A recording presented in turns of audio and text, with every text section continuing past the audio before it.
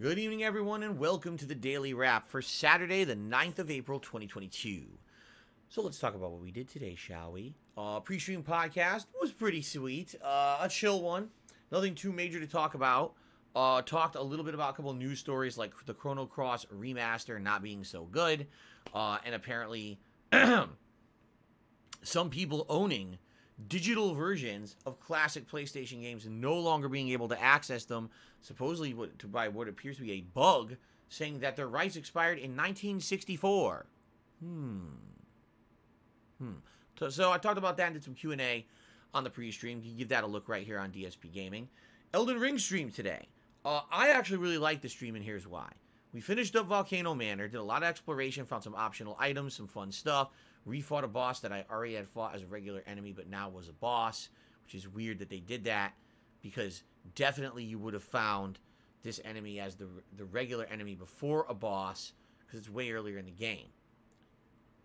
I don't know what they were thinking with Elden Ring a lot of the times, with the way that they order stuff, and like this would have been a really cool boss to fight it for the first time today, and instead I've already fought it as a regular enemy. I liked it as a regular enemy. I wish it was a boss. Whatever.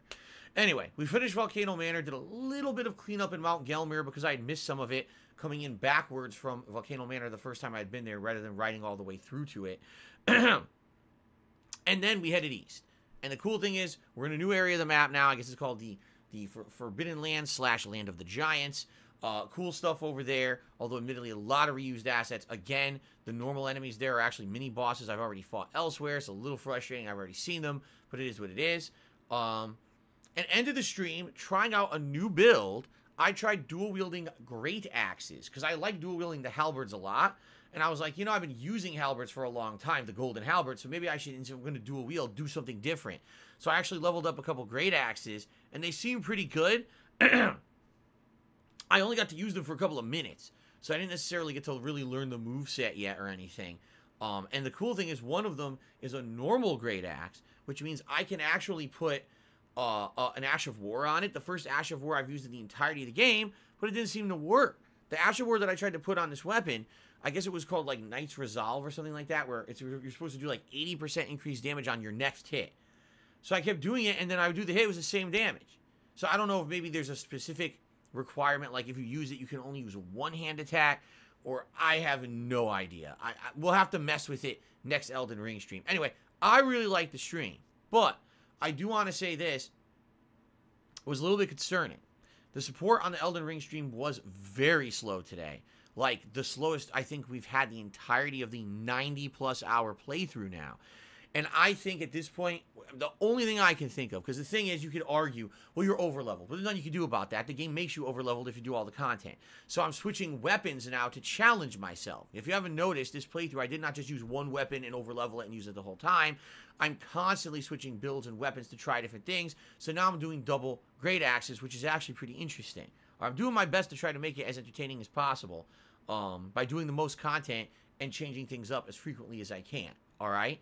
It's not going to be a perfect playthrough. There's no way it could be a perfect playthrough.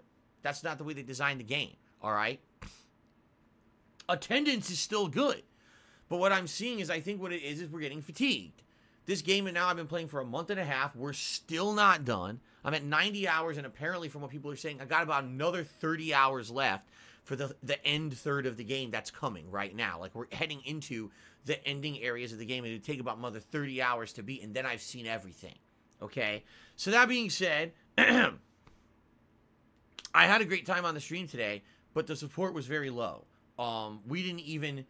Like, we just barely hit the tier 1 tips goal. Super chats were almost non-existent. It was very slow today.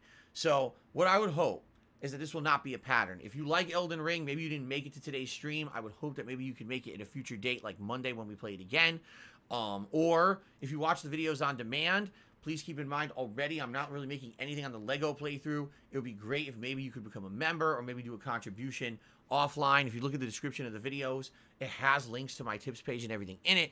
That would help a lot to help make up for the slow day that I had in Elden Ring today, okay? So gameplay, 2 thumbs up, but sadly support slowed down, don't know why. Tonight on the Skyrim stream, it returned. Skyrim, we're now calling this Skyrim After Hours. That's the new thing we're going to be calling it moving forward, okay?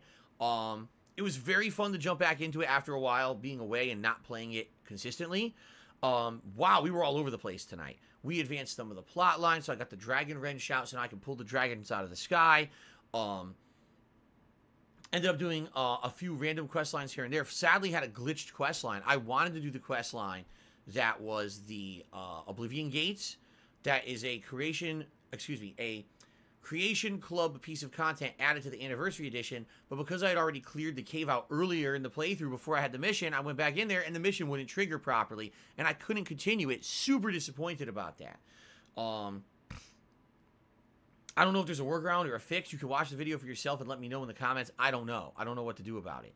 But we did a lot of other stuff too, including there was a vampire manor to investigate, and then when we finished with that, I got kidnapped and started the Dark Brotherhood quest line. So it was like random stuff all over the place. And I want to say, if you were there live, thanks. It was a great stream, lots of interaction. I had chill fun with all of you. It was good to have Skyrim back in the regular rotation.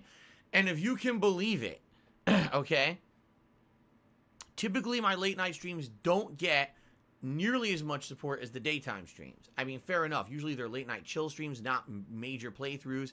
And in addition to that, it's late night. You have less people on the stream because worldwide, less people are available to watch, right? We basically had the same amount of support on the Skyrim stream as we did the Elden Ring stream. So obviously I was happy about that, but it's not good news for Elden Ring. I hope this isn't a pattern, all right? So overall, great streaming day. The gaming content was great, and the chill fun I had with you guys was great. All right? Tomorrow, Sunday, another full streaming day. Lego Star Wars, the Skywalker Saga continues. We're going to keep going on with the New Hope movie. There's 2 story stages left in it, so we'll probably beat A New Hope and head into The Empire Strikes Back, the second movie. I'm very excited. I really like the game, but quick reminder again, that sadly, because it is using the original movie soundtracks by John Williams, the composer, they're all getting claimed on YouTube. So far, all 3 videos I uploaded are claimed, and I get the feeling this will be an ongoing thing. They're all going to get claimed. So if you like the playthrough, please support it in other ways. Whether you want to, again, become a member, maybe do a tip, whatever it may be, please support that playthrough. I really like it. I want to keep it going, and I've heard the game is incredibly long. Like, it's going to take like 30 to 40 hours to beat it. But obviously, I needed to, you know, still be profitable like any other playthrough that I put out.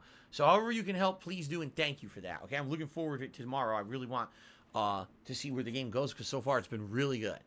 Then tomorrow night, it's Kirby and the Forgotten Land post-game, meaning we've already beat the 7 story-based worlds, but there is an 8th post-game world that is the secret other story of the game.